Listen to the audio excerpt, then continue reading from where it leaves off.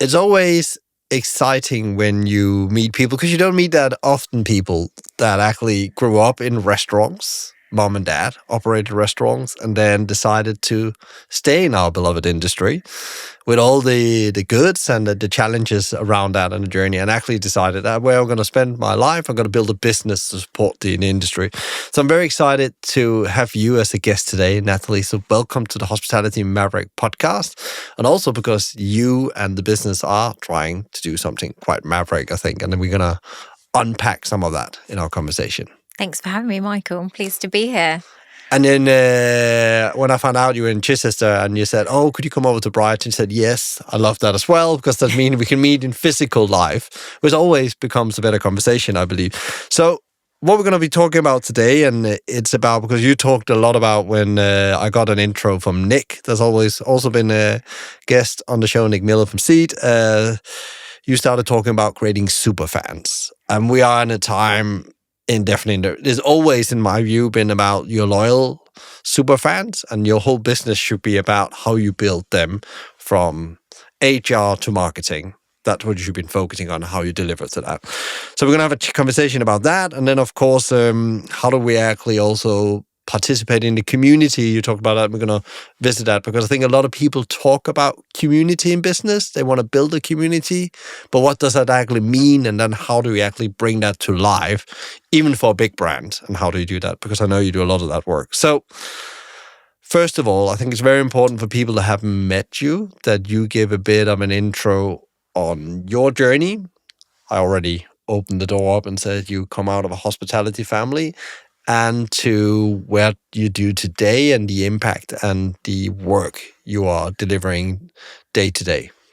I mean, what an intro. Thank you so much. So I was born into the industry a bit like yourself. So my parents opened their first restaurant when I was 2 weeks old. They left me with their friends and my brother to look after me, and went and opened their first Italian restaurant in Crawley. So it was a bit of a hot spot in the day. They used to have all the stewards coming in from Gatwick, some of the famous people at the Horth, and it was always a really great vibe. They had all Sicilian staff coming over because my godfather was also in the business, so he would bring all the team over from Sicily. So it was a really authentic Italian restaurant back in the day. So it was, we'd go and have dinner with my dad after, like, with all the team. So there'd be a big bowl of pasta brought out. We'd all sit in a row. We'd all have team dinner just before sort of 5 o'clock, before it got busy in the evening. So that was kind of part of us growing up as a family, which was great. And we'd even have them come over for Christmas Day. So we'd have tiramisu, we'd have pasta. It would always be something a little bit different, not your kind of traditional English Christmas. We'd have all the team coming over, and it was a unique experience growing up. So I think it's definitely in my blood. It's something that I'm really passionate about, and I haven't wanted to move away from the industry. I've always wanted to have my own hospitality venture at some point, but my dad is kind of always advising me against that. He's like, don't do it, just don't. It's too much work, and the hours aren't great. But I do think there is something about it that I do absolutely love, and it's that sort of authentic conversations and the people that you meet, and it's just vibrant, isn't it? Well, what is it that if you have to take down, because people have different, but what is it about hospitality that keeps you? And we're going to come to in a moment what it is you do today, but I think it's really interesting, a couple of things you said, but what is that thing? Because I think... So I've been asked a couple of times. I actually have had a bit of difficulty unpacking, and I always come down to it's the people, it's the relationship. But what is it for you?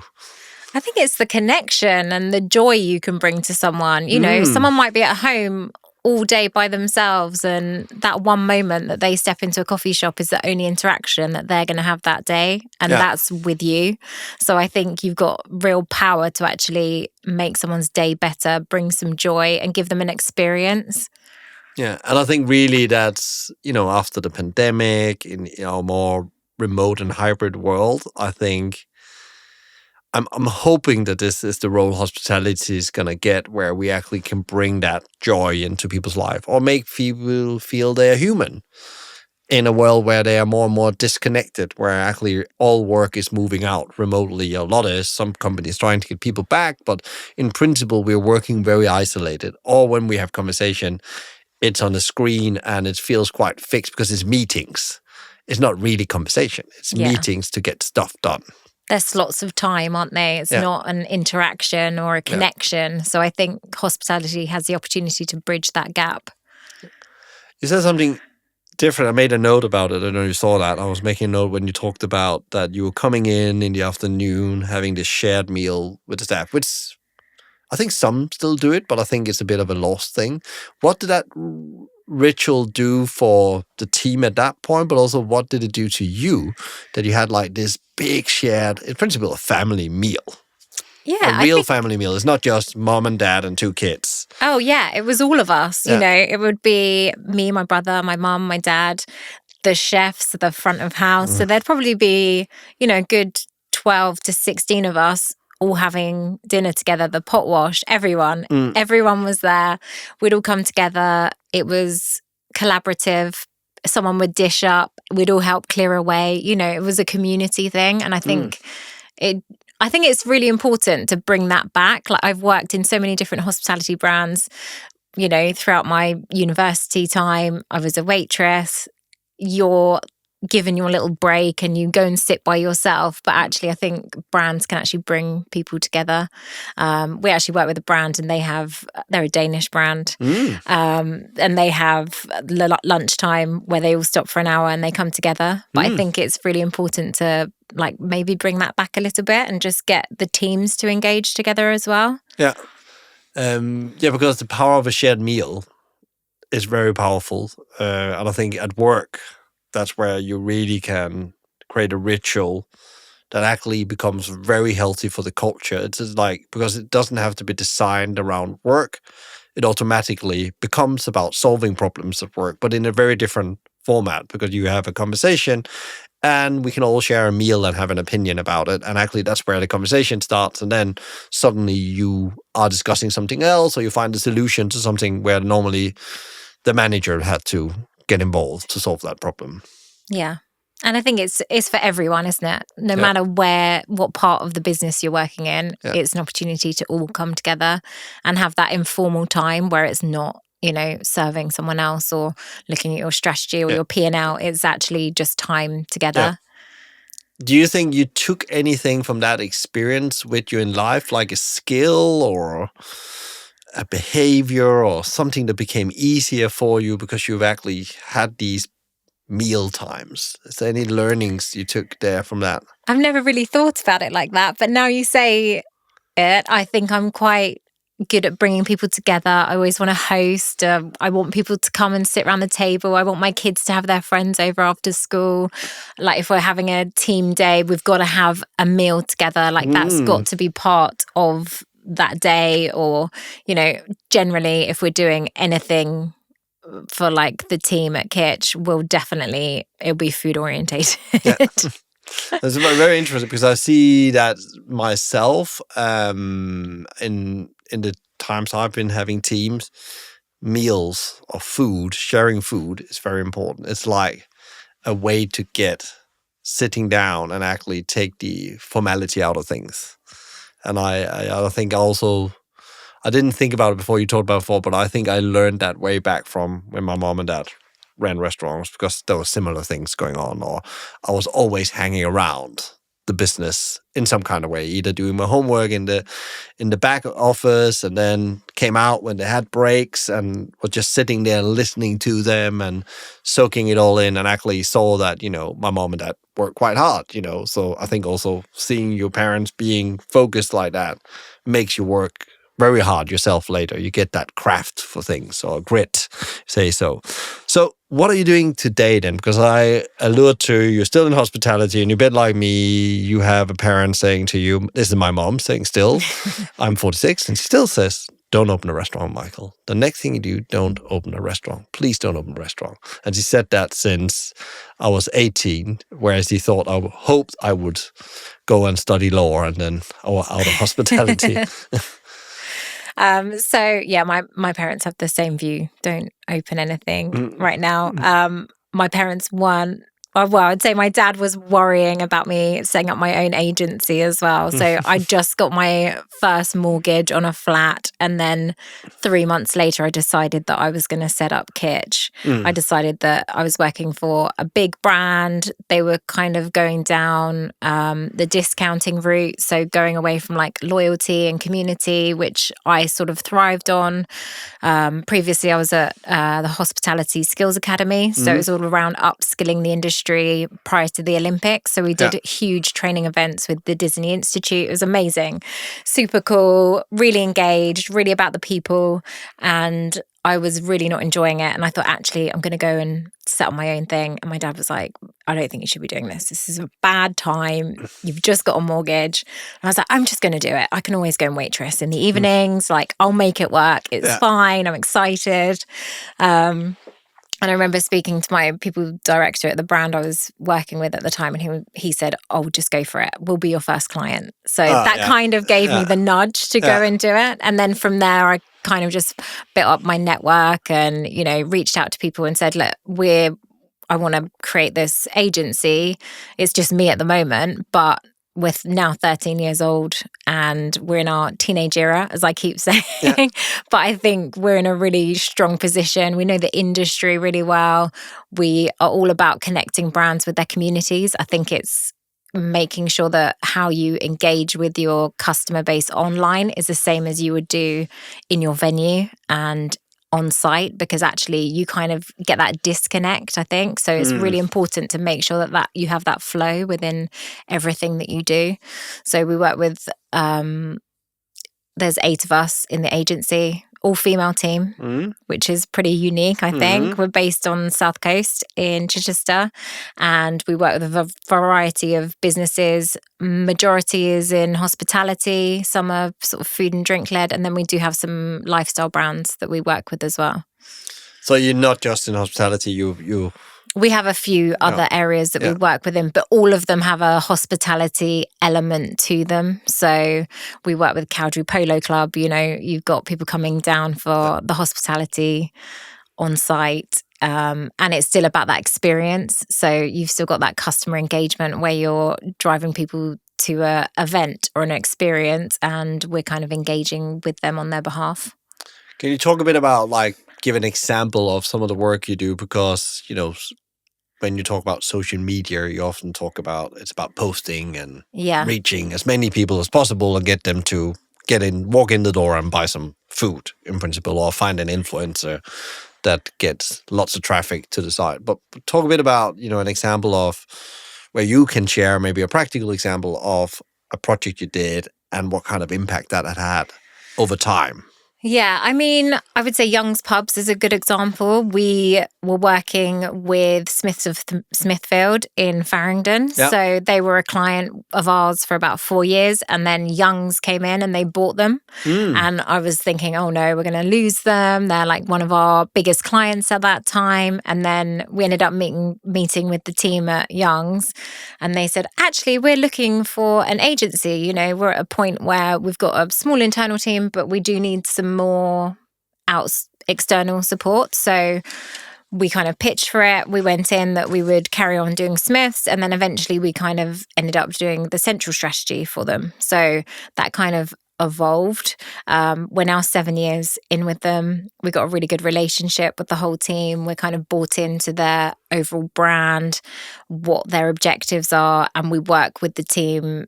We've sort of moved away from doing the content creation more onto the strategy. So what I would say is with brands like that, we try and work with the team based on what they're really good at. What are their strengths? How can we make them grow within their roles?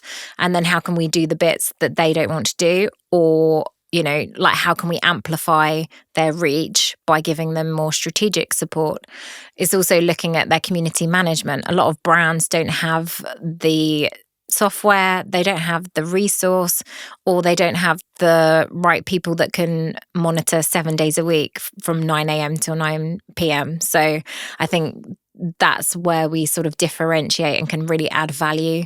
We'll also make sure that we're engaging with their customers as you would coming into the bar. If we've got a complaint on Instagram, we'll send them a voice note. We might, pick it up in a different way because that's authentic to how they operate. So I would say over the last 7 years, we've sort of changed our direction, but I think it's working with the team in place to make sure you can get the best out of the brand.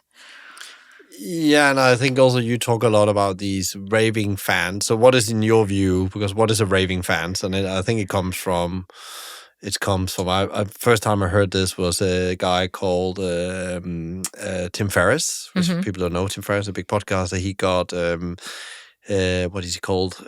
Kelly, he's called Kelly something, but he's talking about 1,000 super fans in a business. And these 1,000 fans or customers, these are the people you can live on, no matter what happens. Yeah. I don't know. Is that how you see superfans and loyalty as well? Yeah, I think you've got your ride or die fans. Yeah. They're the people that are going to come in, day out. They're going to post about their experience with you every time they come. Yeah. If they don't like it, they're going to let you know. But actually, they're kind of a good, loyal person that you can have a conversation with, and they'll sort of help you grow the brand direction as well. You can get insights from your super fans as well. Actually use them. Maybe use them in your marketing strategy. There are some brands that do this really well. There's, have you seen Get Baked? Yeah. So Rich, who runs the account, he will turn customers' emails and stories into posts, and then he'll turn it into a whole campaign. So that's a really great example of using customer stories and super fans into your marketing strategy.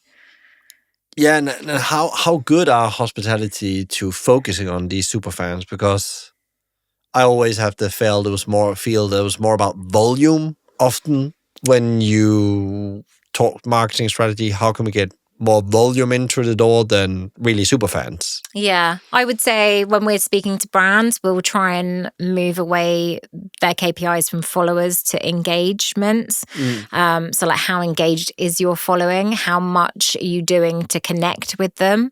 How many DMs are you getting? How many people actually want to have an offline conversation with you? They're the ones that add the real value. So I think it's redefining what your strategy is, what your goals are, and having actual real connections with those people. And what is it that then you do some things, you help them on the strategy, but I guess all this has to be integrated into the experience. Yeah, absolutely. Starting at the employee experience, then to the customer experience, and then that builds loyalty, and there has to be that consistency or element of surprise within it. Yeah, absolutely. I would say that it's working with the teams on what a realistic expectation is of how we can engage with that community. I think it's always challenging if you've got a brand saying, I want to be like this, and then the offering is vastly different. We'll be quite honest that you're not going to get there if your offering is this. So unless this is going to change, we need to sort of redefine the direction that we're going in, because we're just not going to get there. And do you see that sometimes it's not the strategy per se that's created as the problem, it's actually the ability to deliver as well, that you need to get some different things in place around your people or your service experience before actually you can deliver this ultimate outcome of loyalty? Oh, yeah, definitely. I think if you haven't got a really good engaged team and customer-focused strategy, then you're pretty much making your life impossible, because people aren't going to come back. They're not going to talk about you. They're not going to tell their friends about you. They're not going to share it on Instagram. So, you've got to have everything in place operationally. And this is kind of why we work with established brands that know what they're doing, because then we can kind of plug in and go, right, okay, you've got your fundamentals right. Let's go for it. Let's leverage and sort of help you grow the brand online. Okay, so actually what you're looking for when you're looking for the right fit where you can really make a difference is exactly looking at their foundation. How strong is the foundation to go and execute on? Because all the great ideas and strategies are not going to come alive if there's not the foundation to execute. Yeah, you've got to have that first. Yeah. And what is your ambition with Kitch? What is the mission? Is there an ultimately end goal? Because you've gone from being you. Mhm. That's normally how it starts. And then now you have 8 people. Yeah. I mean, I would love in the next 5 years for the agency to be continuing to thrive, grow, and have more divisions within the team so that our offering is stronger and we can work with bigger brands as well in the UK, and have it working without me in the business quite so much. I still love it, but I think it's getting to a point where we've got that younger generation coming in and they've got amazing ideas and they can actually help grow the agency even better than I can. So it's also the mission is a bit also to redefine your own role, but it's like in principle you want to keep going and build it to something that can live for itself, like a living organism. Definitely. You said something early on, and you said a couple of times, and I also noticed that something you're quite proud on, that you're only females. We are 8 females. Is that decided that it should only be females, or just happen? It's just happened naturally. We've had a couple of guys work with us, and I was always very honest, like, we're all women. You might find it overwhelming. We might be too much for you at certain times in the month, but for one reason or another, it's just ended up being all female. But we are open to having anyone come and work with us. And what do you think that does for the culture? Does that do something specifically besides it's all women, of course, but it's like same if it be all men. But I'm thinking more like there's some things where you see that actually as an advantage. It's like very female heavy. Yeah, I'd say we've got a great female energy. I think everyone's very open and honest. We can tell if someone's having a bad week or it's time of the month, and actually now's not the best time to have a really focused like one-to-one meeting. Maybe let's move that. And, we kind of work with each other to collaborate. And I think having an open and honest discussion with everyone is a very like friendly and open place to work. So I think that definitely impacts our culture. I'm not saying that if we had men working with us that would change, but I think it feels like a safe space. And do you work, are you a hybrid team, or how does it work? Normal agencies are very hybrid today, or many businesses are, but are you in Chichester or? We are, yeah. We have a private office in a co-working space in Chichester. Yeah. So we have 8 of us in there, and normally we're in a Monday and a Wednesday. And then it's flexible the rest of the week. So everyone can work hybrid. We have flexible policy, so you can start and finish as and when you want to, as long as you can commit to your client meetings. And what kind of culture do you strive to build to be able to deliver, the services you want to deliver? Is there some specific route you're going down? What is your view on? Yeah, we're quite fixed in our values. So for me, it's very much having the vision shared with everyone. So everyone's on the same purpose. Where are we going this year? How am I impacting that? We're all very loyal. We have fun. We have, we go above and beyond. So it's all coming back to those sort of core values and how we can work together on that basis. And you talk about clarity, you said, how do you create that clarity within the team? It doesn't matter if you're a small or big team, but I think it's really a key thing as well. I totally agree with you that. But what do you do? Because everybody does different things. But how do you create clarity? Because where are we going? What kind of impact do we want to do?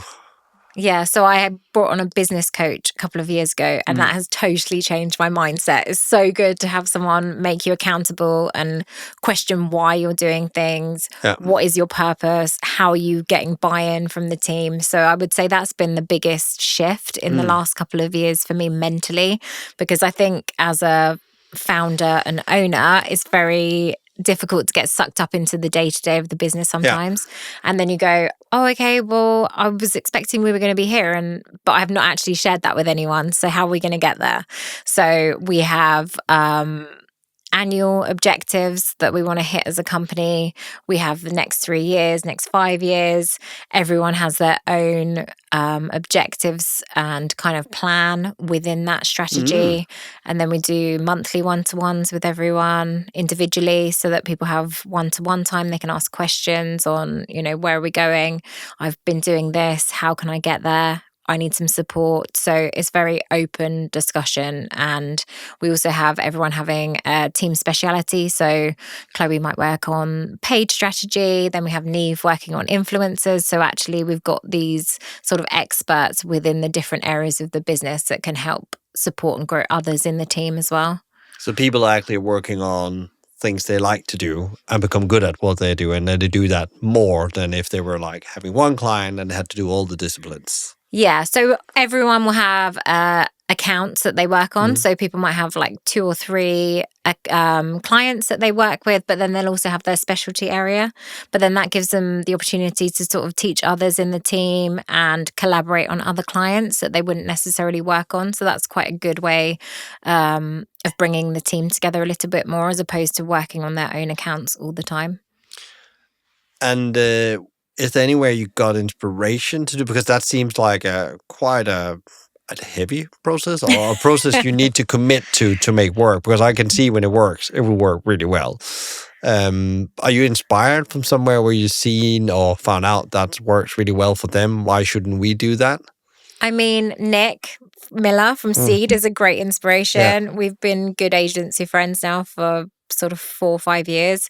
And we'll kind of have conversations about things. I would say his culture is slightly more freeing and open. Self-management on the extreme level, I would say. Which I absolutely love, and I'd love to get there. So I think I take inspiration from him. There's a really good book by Cameron Herold called Vivid Vision. So that's all about like taking people on your vision. That was a really good book to help me on that. But I think also it's having someone else to talk to that you can have a safe space with and go, okay, right, this is where I want to go. I'm not sure how to get there because actually I've never done this before or, I need some help. So I think it's just speaking to people and learning from other people's experiences. That's where you grow.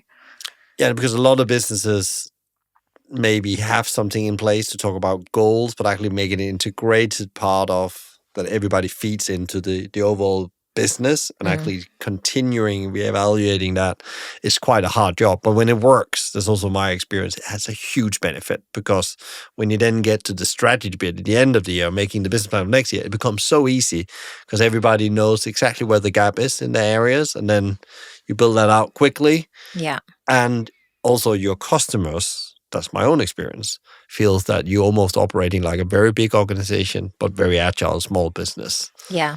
I always have people saying, I thought you were bigger than 8, which is quite a compliment actually. Yeah. And we also do an annual team day. So in the summer before our financial year starts, ours is July to June. It's a weird one. Yeah. But we do an annual team day. So it's getting people into the vision. We had it at my house last year. My mum was cooking for everyone. She did yoga. So it was, again, like bringing people into my own space and like making sure they feel part of my family as well. So that comes back to the dinners again. It does, doesn't it? What have you learned in the last couple of years? Because hospitality changing radical. In the 13 years you've been involved, a lot has happened. And there's a lot of pressure on, and we don't need to dive into that. Everybody that listening knows these. But is there like some learnings working with some of these? You work with some very established brands, strong brands. You've seen some changes you've seen over the last 2 years where they are really, maybe they're winning and getting things right in this really, really tough market. Because I guess the superfans, coming back to them, or the community is more important than ever. Yeah, I think some brands are doing it really well. They're actually finding what their story is. I think it's pulling out, what's the story? What do people care about? Why should they come to our business? And then how can I get that out into our email marketing, into our social media? And how am I going to engage with those people? And I think a lot of brands are now thinking about where they're posting and what they're posting a little bit more. what will engage on TikTok isn't going to engage on Instagram. So it's actually profiling your customers a little bit more and understanding what they want and then adapting from there. We've seen a few, I would say, with brands in-house, they're definitely under pressure more, I would say. You know, they're opening more sites, their teams aren't growing, and they've still got to do all of this huge outreach and marketing. So, you know, that's where we come in and can kind of support them to do their job, because I think a lot of brands are under pressure to do the same as they were doing, but on a much bigger scale, like doubling their portfolio size. And is that achievable? Yeah, and what I can hear from others, and not specifically on marketing, but it's like having that time really to get the strategy right. There's very little of that now, because everything's pressured and under huge pressure, but you still have to grow, but you don't get more resource to do it. What about have you seen like any shift in the way you think marketing over the last couple of years? Because you said as well, there's definitely a different way of engaging with the audience. And one of the things I notice some brand does really well, I mentioned Pizza Pilgrims, because everyone knows it, but you see the founders are actually becoming more brand carriers. So it's actually about the founder story. And I can see how that's been pushed forward again. The Journey to Italy, they did a version 2. And I'm just giving an example. You can see this long format content. It's not this instant, quickly picture of some food. That's still there, but it's really what drives, I think, when I look at that brand, which is quite interesting, is more the long form content. And you see it with Gales. It's another great, everybody knows Gales, but they talk about how they build their sites with sustainability in mind and all that. Yeah, and I think Gales are a great example. You know, they're doing that. They've just launched their companion book. It's all about the artisan bakery, where they source their flour. Yeah. So I think it's brands showing their passion. That's what it comes down to. You know, they really care. Yes, they might be opening 30, 40 sites a year, but actually they're doing it in a way that consumers understand that the brand cares.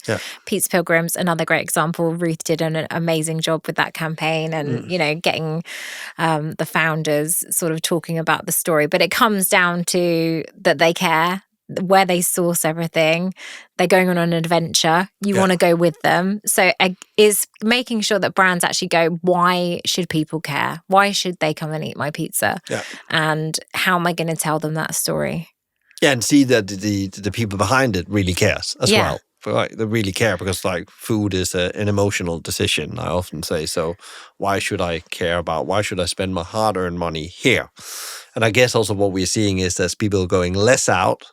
It becomes really important that you are different and you have that connection with them if you want them to go and spend your money. Yeah, it's got to be more of an experience. It's got to be value proposition, and it's got to have something to make you connect with that brand.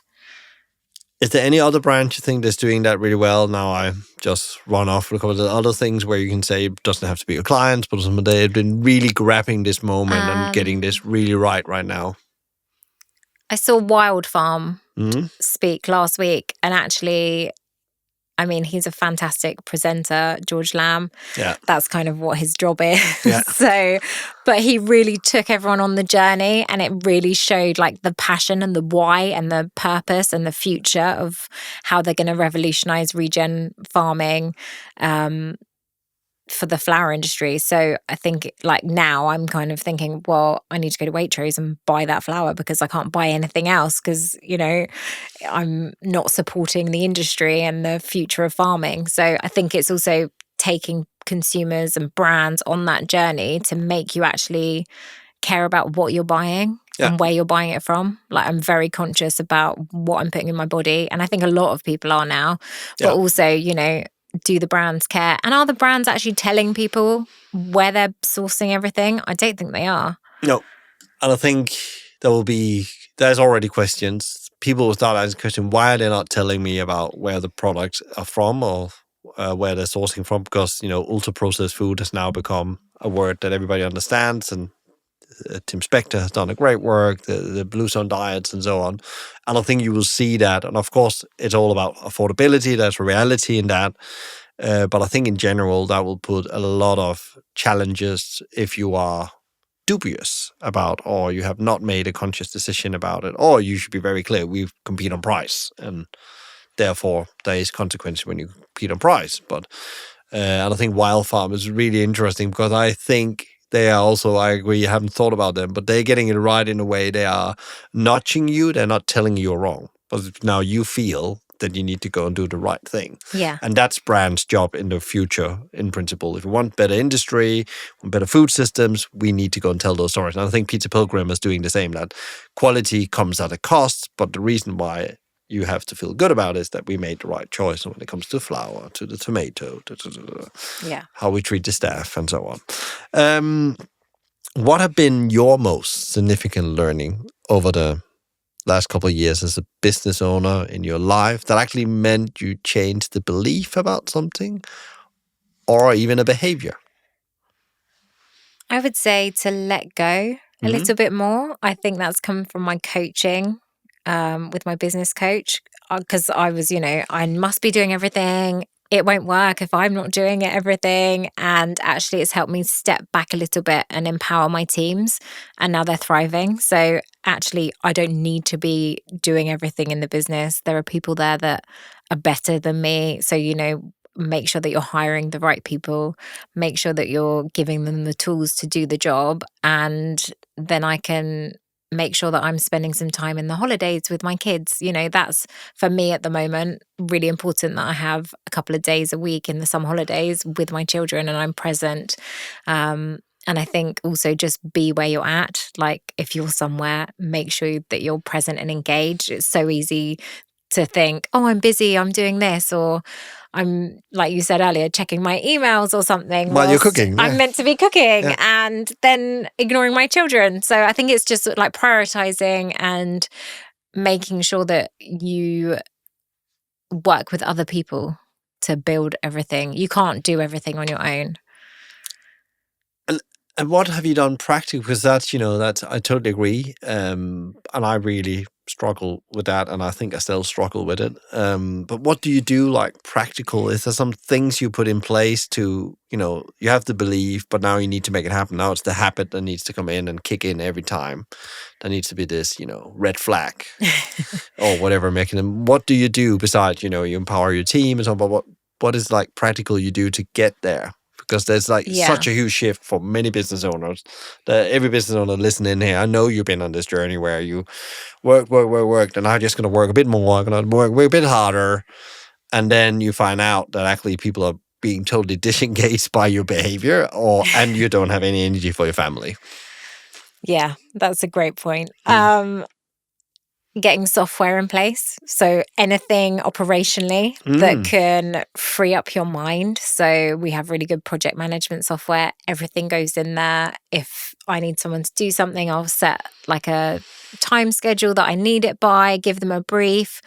The whole team work like that. So everyone's used to doing it, but I'm definitely getting more into the habit of doing that. Also, I love my AI assistant. She joins all my calls. Makes me notes, creates emails and things. So I think use software where you can and just try and free up some of your admin. What is your favorite software stack? I do love Sybil. So she is my AI assistant. She'll join my calls. It's great. We use Rike for all of our project management software. So that will be scoping out onboarding new clients, what we need to do for them, when are we sending their trend report, when's their monthly report due, everything. So it just means that everyone is in full picture. If someone's off, we know everything's going to be picked up. So from that perspective, it just gives you that brain download where you don't need to worry about everything. CapCut is great, editing. Yeah. Just making sure your team have got all the right software to do their job as well. So if someone's saying, oh, my computer's slow or this isn't working, okay, great, tell me. I want to know. I want to make your life easy. I don't want your computer slow. I don't want your phone not working. Tell me, we fix it. You can then do your job. That's really interesting because I had a boss once that didn't want to invest in that. And then there came a new managing director and that was the first thing he fixed, and engagement exploded and productivity because people felt they had the right tools. And it's a bit like in a restaurant, if you don't fix the stove where two of the hobs are broken, you can't understand why the kitchen is not performing. It's because, again, you've set the standard. Yeah. Principle. It's okay to be mediocre in principle. Really, really interesting. And how of that now? You've gone from being, very involved. So do you feel you're there now? Are you there, or is it I talked about a constant battle, and I don't know if it's me, but I'm asking because I made notes about this tech stack. By the way, do you feel in a better place, or are you on a journey? It's a journey. Everything is always a journey, I think. You're never there, are you? I think you get to a point where you think, oh yeah, this is working. And then something new comes up, or there's a challenge. And then you think, oh, we need to change this. Like, how are we going to adapt? But I think being a small agency, we can be pretty agile and we can implement things. Equally, if my team say, oh, I tried this. This is really good. Like, we've got really good influencer software. We've got great community management and scheduling software with all reporting dashboards and everything. So, we do invest quite heavily in our software so that our clients don't have to. Yeah. How do you transition? Because you probably changed a lot of hats, I could imagine, in your job. And I think lots of leaders struggles with these, again, being, feeling they are present, that you talked about. How do you transition? Besides, you have the tools in place and the team. How do you make these transition happen better?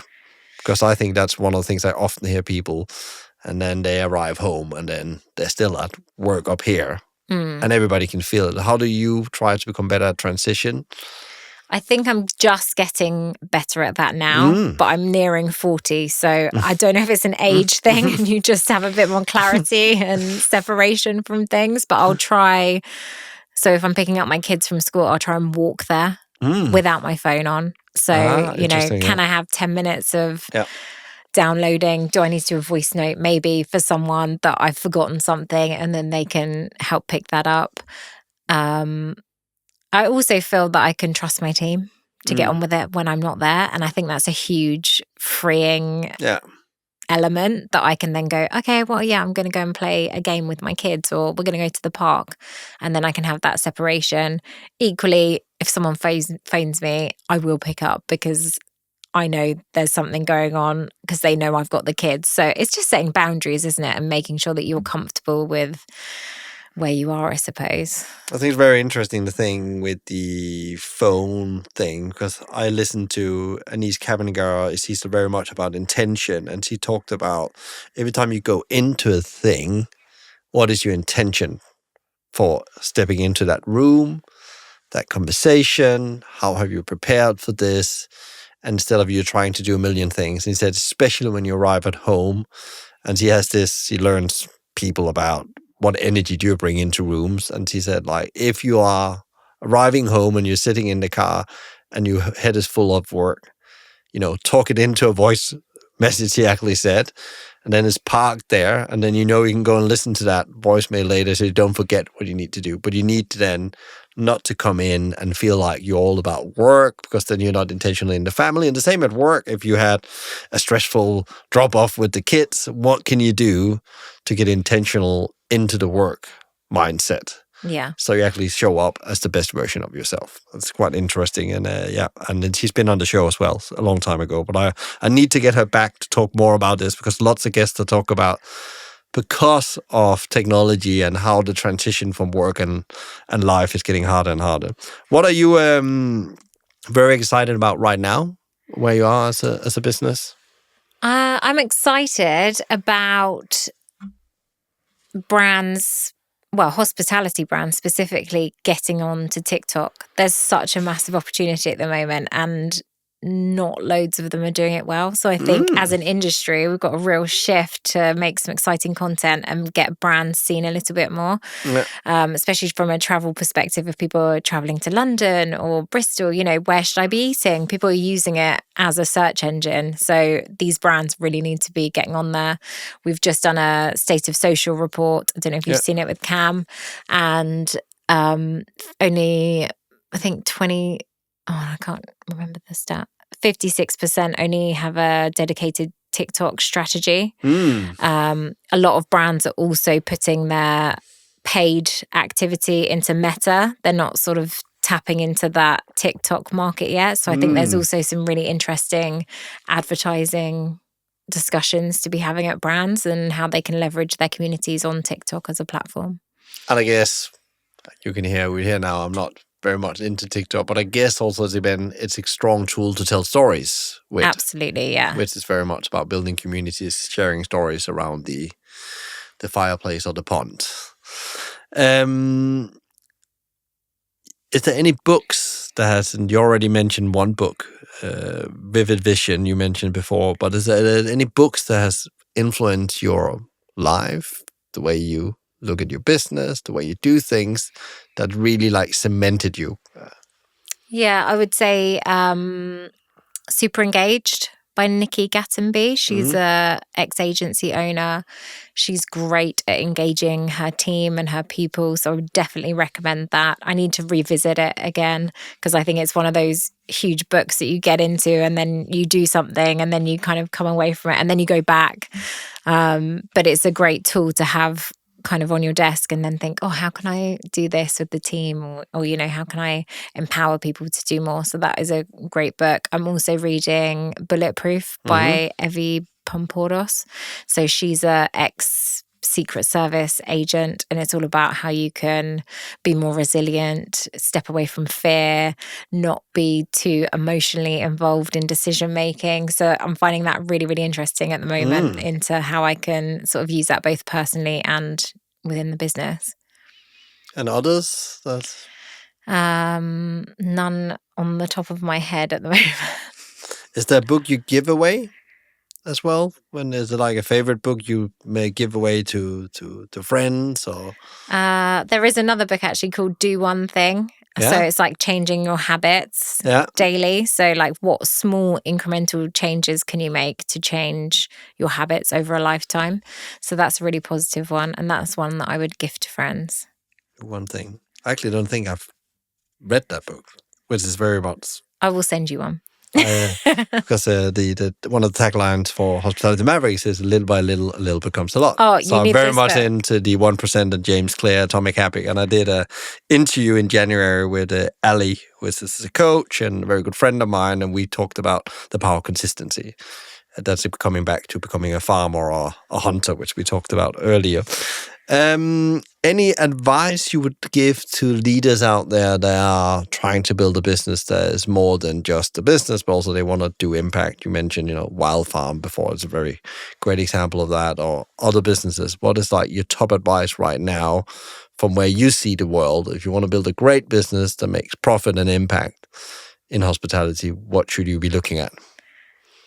I would say have a clear purpose, a clear vision, make sure that your team are on that journey with you and have a defined strategy of how you're going to get there. So whether that's your operational team, whether that's your marketing, whether that's your social storytelling, and just make sure that you are building the right people around you to make sure that you can achieve your goals. Do you think there's a lack of strategy in hospitality sometimes? Because it becomes sometimes like, oh, we need to get the job done. Like, we're doers. We don't need to. Strategy often becomes confused, I think, with long workshops. I think it's a great thing if people can get it right, but it depends who is in the team. So you might have people that have come through their hospitality journey. They've started as a waiter and then they've ended up in the marketing team, which is great because they know the business. Yeah. But are they going to have the strategic insight to get you to where you need to go to as a brand? I don't know.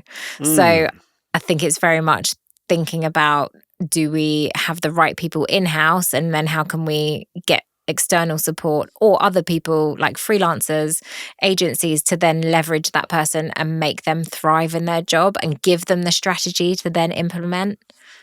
It's quite interesting because as we sit here tomorrow, there's an episode going live with the Alex Smith, who wrote the book Bullshit Strategy, and he actually talks about the importance of not misunderstanding strategy for PowerPoint presentation. It's actually a very simple document that could be read again and again by everybody in the business, and people would understand what we deliver. And that's one of the big successes behind Tesla. If you like it or not, he had a very clear vision and strategy for, and actually how he wrote it. If you read the statement as in the book, it's exactly how it happened. because he was very, very clear. But he spent the time on thinking about that strategy and get it down on paper and as a story, not as a deck, but as a story. What is the story again? I think brands that's very successful have done this, either very conscious or unconscious, has created this. And there's one brand I follow a lot in the US called Singerman's Community Businesses. They're very forward. They call it visioning, but the principle is strategizing about how the business looks in 5 to 10 years, and everybody's involved and inputting into that. So I agree. It's a very, very powerful thing, and it doesn't have to be complicated. And actually, everybody can learn strategy. It's not a business school thing. I know business school, Michael Porter and all that, but really it's about actually trying to envision the future and try to create the path to get there. Absolutely. Yeah. What is the one questions you have wished I've asked you? What would the question be, and what would the answer be? So for this one, I put, what is your fondest food memory? That's a very good one. So I thought I'd go slightly rogue on that one. I went to a networking event once and they asked everyone in the room what their fondest food memory was. And it was really interesting to see what people came up with. A lot of people came up with, it was either like a person that would make the food for them, the taste, the smell, who they were with. So it's all around that. So my fondest food memory is actually flipping pancakes with my brother in the drive of our house with it being really windy and the pancakes are just flying into the hedge. And we just thought it was absolutely hysterical. And my mum was just laughing and kept making us more pancakes and just doing that, and it was great fun. And that's kind of one of my fondest food memories. And we sadly lost my brother a few years after that, so it's nice to think, oh, you know, that was like a joyous moment that we were together and connected by the food. So I always hold that pretty close. That's very lovely. Very lovely. Thank you for sharing that story. That's okay. What's your fondest food memory? I was sitting and thinking that, and I thought you would probably ask me. My favorite is, it's probably, we do this every year, and we come together, a group of former hospitality people, which I grew up and worked with, and we meet in December in Denmark, where we have this Christmas lunch thing. It's a very traditional thing where we actually eat this Christmas dinner and then we do activities. But it's not so much about where we eat and how we eat. It's actually that group, after how many years is this now? We're approaching 30 years, still come together that first week in December, no matter what. And there's almost 100% there. And it still feels like we are 18 years old, which is a beautiful thing, because actually you sometimes forget about these people that just you can go back and connect with, and you have that experience. And then, of course, we share each other's life stories and what else happens with kids and so on. But it's like this beautiful moment of being reconnected. And then we go and do our things again. And some of them I don't see for a year. And we come back again. It's like we saw each other yesterday. So, yeah. That's so nice, isn't it? Yeah. And it's like the food and the moment bringing you all together. Yeah. Coming back to where we started the conversation. Yeah. It's all about how do we actually get people around the table, and how do they actually feel they can engage in a story that's worth telling. Where can people find out more about you, connect with you, if they want to hear more about Superfans, community, how to use social media actually to support that, not just being a channel or a voice that throws messages and people actually engage the wider brand? So personally, you can follow me on LinkedIn on Natalie Dunning, or you can follow us on Instagram, TikTok and LinkedIn, and the handle is Kitch Social. Or you can come to our website, and that's kitchsocial.com. Thank you so much for coming. I'm sending you and the team all the power and energy you need to make the world a better place. Thank you for having me.